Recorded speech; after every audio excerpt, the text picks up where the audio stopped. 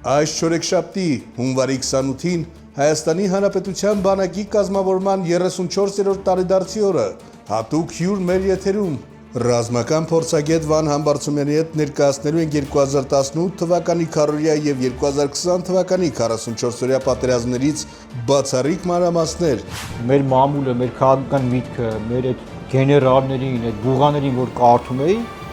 ապրիլյան պատերազմը ներկայացնում էին, որ, չգիտեմ, Եի Վարդան Մամիկոնյանը Սերժի դեմը կամ Քոչյանի դեմը այդպես կներեք հազար անգամ ճուտ ա եղել։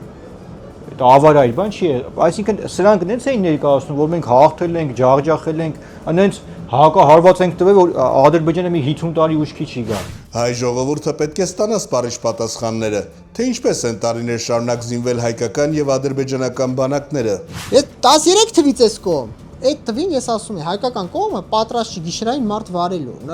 Երբ որ դու գիտես, քո հակառակորդը ուղարկել է Թուրքիայի Հանրապետություն վերապատրաստման իր էլիտար հատուկ շարքության զորքեր, երբ որ դու գիտես ինչերով են համալրվել, բայց Իսրայելից ինչեր են առել, Պակիստանից, Ռուսաստան Դաշնությունը լուրջ զինում ադրբեջանական կողմին։ Շատ էլիտար զինված ուժեր էին։ Սենց չէր կարել էլիտար, ասում 052 իաշման էլիտար հատուկ շարքության բրիգադան է։ Ինչ էր դիմավորել նրանց հայկական կողմը, ինչ հակադիվերսիոն համակարգ ուներ։ Դու բնականաբար ես անդադ դեռ 13-14 թվականի 21-22 տարեկան էի, ասում էի, պետք է հակադիվերսիոն համակարգեր, բացատրում է ադրբեջանական կողմը ինչեր ունի, իմ նախագծերը, իմ պատկերացումներն էի առաջարկում, բան այնտեղ դեռ չկար։ Ինչպիսի առասպելներ եւ պատրանքներ էին հյուսվել մինչեւ ապրիլի 1-ի կեսգիշերը, երբ Ադրբեջանը դիմեց հերթական դիվերսիային եւ ապա սկսեց գնդակոծել եւ ռմբահարել շփման գծի ողջ երկայնքով տեղաբաշխված հայկական դիրքերը։ Հայկական կողմը լուրջ չի պատրաստվել հավուր պատշաճի։ Դա առաջինը պետք է հետախուզություն էր դրա համար պատասխան, ով էր հետախուզության համար պատասխանատու։ Համաշխարհային մեծություն Արշակ Կարապետյանը, որի դարել անդիմադի զինված ուժերի գլխաշտաբի ռազմական հետախուզության վարչությունը։ Ճիշտ է։ Այսօր պետք է բան հրապարակի այս 2 տարի է, որ փաստաթուղթ, որ WhatsApp-ը թեթև սոլիկ, այսինքն WhatsApp-ի SMS-ը հետախուզության պետք է մարդը եղել։ Եթե անում WhatsApp-ի SMS-ը ցույց տալի։ Դու պատճառում ես սրա մակարդակը։ Ինչպես կորցրեցինք Լելեթեփե բլուրը եւ ինչպես այն ներկայացրեցին որպես անպիտան տարածք։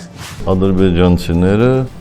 որոշակի հաջողություն ունեցել են մեր ճակատի պաշտպանության բանակի ճակատի հյուսիսում եւ հարավում։ Նրանք շատ փոքր հատվածներ են, իրենցից որևէ այսպես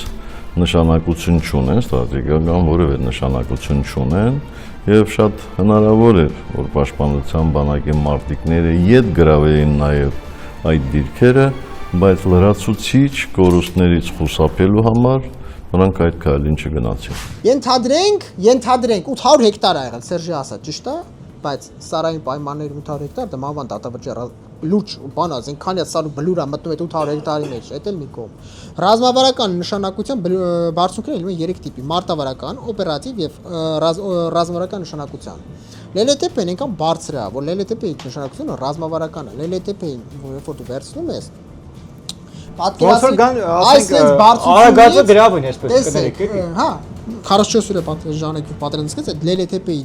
այդ ճակերտների մեջ անպետք հողերը, երբ որ որոշ падգամավորներ իշխանական են Սերժը, եթե հիշում եք, ասում են, այդ դրանք անպետք հողեր են։ Այդ ճակերտների մեջ անպետք հողերը Լելեթեփեն արեցին, որ հայկական կողմի տակի բոլոր ստորաբաժները պարալիզացվեցին։ Պլյուս դրան Լելեթեփեն թույլ է տալիս սովորական ռազմական զինատեսակը Հայաստանից օպերատիվ ագնիվի կոնտրոլ, այսինքն վերևից, հել չեմ ասում, ականոնիտային հաշվարկները 1000-ին աշխատում են։ Ինչպես է կանգնեցվել քարորիա պատերազմը։ Քարորիա պատերազմը ստիպեց բոլորիս վերաիմաստավորել մեր կատարած աշխատանքը եւս մեկ անգամ անդրադառնալ Հանրապետության նախագահի փետրվարի 12-ի ելույթին։ Արդյոք մենք զարգանում ենք, արդյոք պայքարում ենք կոռուպցիայի դեմ, արդյոք ունենք մարդունակ բանակ։ Պատասխանը՝ այո, բայց արդյոք այդ ամենը բավարար է, որպեսզի մենք դիմականենք նորանոր մարտահրավերների։ Կարծում եմ բոլորի կարծիքը կարտահայտեմ, եթե ասեմ ոչ։ Որն է եղել գինը ապրիլյան քարորիա պատերազմը 44-օրյայի չվերածելու։ Ուզում եմ այդ հարցին պատասխանեք։ Որն է եղել գինը, որ 4-րդ օրը պատերազմը դադարել է։ Արդյոք դադարել է, որովհետև հայկական զինված ուժերը ահռելի ջախջախիչ հարված են հասցրել ադրբեջանական զինված ուժերին, եւ եթե այդպես է, ապա ինչու՞ չի շարունակվել այդ հաջողությունները ռազմական։ Սկսում է 2016 թվականի ապրիլյան քարորիա պատերազմը, որը ավարտվում է հայկական կողմի համար 700 կամ 800 հեկտար տարածքի կորստով եւ բանավոր ձեռքբերված հրադադարով։ Ուշադրություն դարձրեք 2016 թվականի 4-օրյա պատերազմը դադարեցնելու մասին փաստաթուղթ գոյություն չունի։ Դա նշանակում է, որ 2016 թվականի ապրիլի 4 օրից հետո այդ պատերազմը չի ավարտվել։ Որովհետև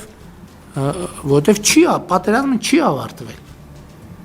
Այսինքն ինչ որ բանավոր պայմանավորվածություն է ձեռք բերվել, դուք տեսաք 2020 թվականի պատերազմի ընթացքում մենք նույնիսկ 5 անգամ գրավոր ենք պայմանավորվածություն ձեռք բերվել։ Ինչ դասեր պետք է քաղել ապրիլյան պատերազմից։ Վերջին հարց պետք է տրվի ամենակարևոր որոշում կայացրած մարդուն։ Ըստ սահմանադրության ամենակարևոր որոշում կայացնող իրավասու մարդը դա Գերագույն գլխավոր հրամանատարն է։ Վերջնաշուտ մենք գիտենք, որ Սերժ Սարգսյանը Հայաստանում չէր։ Ինչ էր անում Հայաստանից դուրս, երբ է իրեն զեկուցվել։ Հարցերը չէ պետք է կարողանանք ճշտել։ Երբ իրեն զեկուցեցին, ինքը ինչ հրահանգ իջացրեց, համապատասխան կառույցների ղեկավարներին։ Դրանց մեջ ովքեր էին մտնում։ Այդ հրամանը ինչ արագությամբ կատարվեց, թե չկատարվեց։ Դրանք հարցեր են, բավում տանք։ Բանին չենք տա, Ռոբերտ Քոչյանին չենք տա։ Ռոբերտ Քոչյանին մարտի 1-ով են հարցեր տալու։ Հակահետևական ականներից բացի հայկական կողմի պաշտպանական գիծը սկսվել կոնսերվայի բանկաներ։ Եթե խափում են, միացրեք այդ զինուժի ռեպորտաժները լրատվամիջոցների։ Կոնսերվի բանկան տեսեք, կոնսերվ,